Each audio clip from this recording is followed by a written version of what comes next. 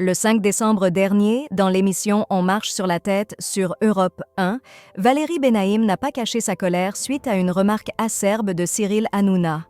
Après l'adoption de la motion de censure contre le gouvernement de Michel Barnier, Emmanuel Macron s'est exprimé, annonçant qu'il nommerait un Premier ministre dans les jours à venir, tout en affirmant qu'il poursuivrait son mandat présidentiel jusqu'en 2027.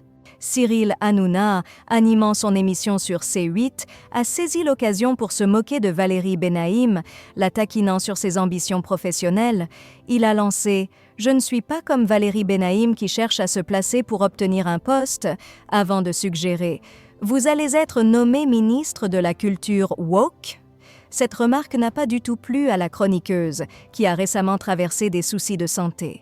Visiblement irritée, Valérie Benaïm a répondu sèchement, affirmant « Pas du tout, je suis très sensible aux sujets sociétaux et à ceux qui me semblent essentiels. » Puis, sur un ton encore plus vif, elle a ajouté « Je t'emmerde ».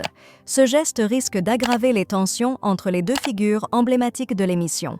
Il est vrai que les échanges sur le plateau dont marche sur la tête sont parfois animés, avec des disputes fréquentes entre les chroniqueurs. Cependant, il est important de souligner que Cyril Hanouna et Valérie Benaïm entretiennent une solide amitié en dehors des caméras, renforcée par plusieurs années de collaboration. Concernant l'utilisation du terme « woke » par Hanouna, il convient de préciser qu'il désigne, selon le Petit Robert, une personne consciente des injustices et discriminations envers les minorités, souvent perçues de manière négative.